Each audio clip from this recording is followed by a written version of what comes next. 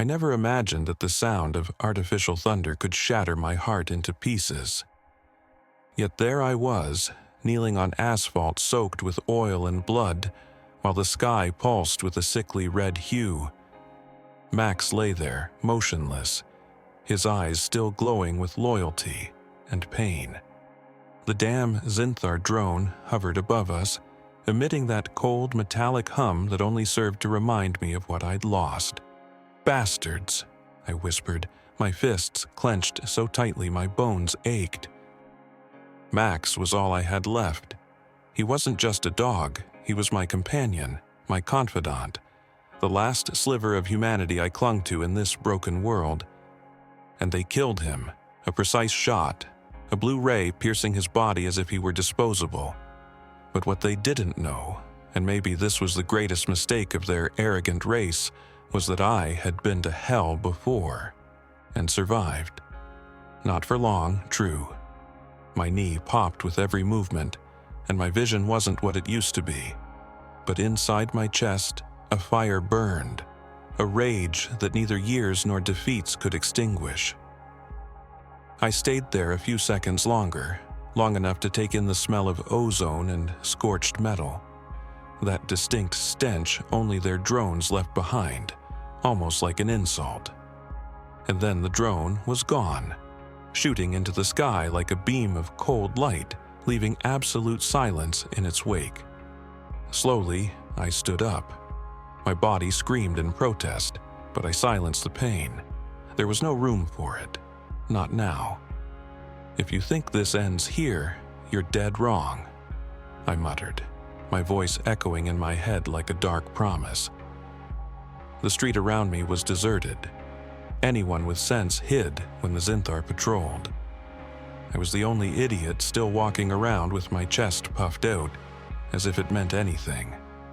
On the horizon, their command towers glowed, immense and menacing, surrounded by patrol ships and drones buzzing like murderous mosquitoes. Neo Los Angeles was an open-air prison, and the wardens were everywhere. But that night, something changed within me. Something I hadn't felt since the rebellion of 2131. Something I had buried along with the bodies of my fallen comrades. It was a feeling so visceral it was almost tangible. An ancient fury, an unyielding will to fight back. I reached for the old holster I still kept hidden in my coat. It was empty, of course. The Zinthar had banned all human weapons decades ago, but it wasn't just an object. It was a symbol, and symbols have power. "Time to dust off my skills," I grumbled to myself as I started walking toward the old industrial district. The abandoned factories in Sector D were the perfect place to avoid alien surveillance. Still, the silence there was almost worse than the sound of patrols. Only my footsteps echoed against the corroded metal walls. Around every corner, I expected to find a sentinel or a drone, but there was nothing, just shadows. I approached one of the old workshops. The door was rusted but gave way with a little force. Inside lay the remnants of a human arsenal. It wasn't much, but it was everything I needed to begin. Scraps of metal, burnt-out circuits, a pair of plasma batteries, tools from a time when we were free. I got to work. My hands moved almost instinctively, as muscle memory from my training slowly returned.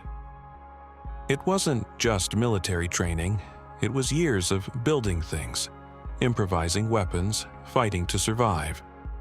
I knew it wouldn't be enough against the Zinthar, but it was all I had. As I connected wires and adjusted parts, I heard something. A low, distant sound. A growing hum, damn it. I shut off my improvised flashlight and crouched behind a pile of scrap. The hum grew louder. A drone. It was patrolling the sector.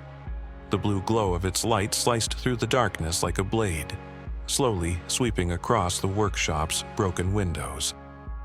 My heart pounded like a drum. I knew that if it detected me, I wouldn't have time to react, not with what I had in hand. I held my breath. The light passed by the door, illuminating the floor just inches from my hiding spot. The drone hesitated for a moment as if it had picked up something. But then, as if deciding to move on, it drifted away, the hum fading into the distance. I exhaled sharply. "Your time will come, bastard." I returned to work, now with even more urgency. Within a few hours, I had something I could call a weapon. It wasn't pretty, but it would do damage. A makeshift plasma launcher capable of firing energy bursts that, with luck, could take down a drone or two. It wasn't enough to bring down a Zinthar, but it was a start. At that moment, it wasn't just about revenge. It was about sending a message, showing them there was still fight left in us, even if it was just in me. "This is for you, Max," I murmured, gripping the weapon firmly. "And for everyone they crushed." I stepped out of the workshop and looked up at the night sky, pulsing with the lights of alien ships. My heart raced. There was no turning back now. The first step of the revolt had just been taken. That night wasn't supposed to be any different from so many others. But now, with the makeshift plasma launcher in hand and a new determination burning in my chest, I knew something big was about to happen. Humanity didn't need heroes, not anymore. It needed a spark, and I was willing to be that spark even if it cost me my life. The tower gleamed on the horizon, surrounded by blue beams of light dancing in the sky like fluorescent lances. This was where they monitored everything, controlled their drones, and orchestrated their oppression. I knew stepping into that place would be suicide, but honestly, that didn't matter anymore. Max was gone. My life as an elite ex-soldier was nothing more than dust in the wind. I had nothing left to lose.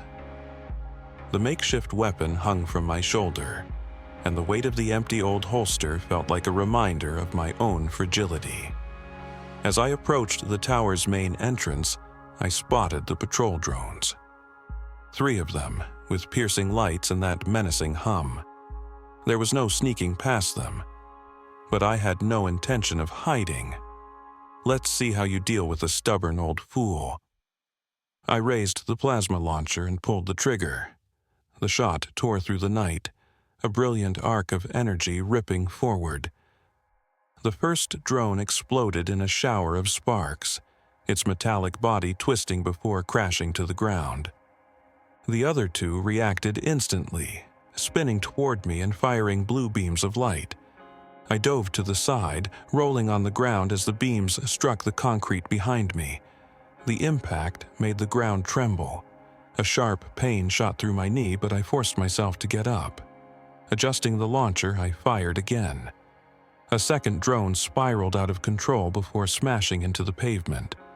The third one, however, was faster. It surged toward me, its blue beam passing so close that I felt the searing heat on my skin. "Son of a bitch!" I yelled, grabbing a loose piece of metal from my belt and hurling it with all the strength I had left. The chunk struck the drone, destabilizing it just long enough for me to fire again. The final drone fell in a fiery explosion, lighting up the night. I was out of breath, but there was no time to rest. The sound of the blast had surely alerted the Zinthar. I slipped into the tower before reinforcements could arrive. Inside, the atmosphere was cold and sterile, with metallic walls reflecting a pale, pulsing light. The alien technology seemed alive, with glowing cables snaking along the surfaces and monitors displaying incomprehensible symbols. My objective was clear: the control core. If I could overload the system, I might disable their drones and destabilize their operations long enough for the human resistance to regroup. I moved cautiously through the corridors. The silence was broken only by the distant hum of machines. Then a voice echoed, inhuman. "Ethan Calder," it said, deep and cold, reverberating off the walls. "You think you can make a difference? Pathetic.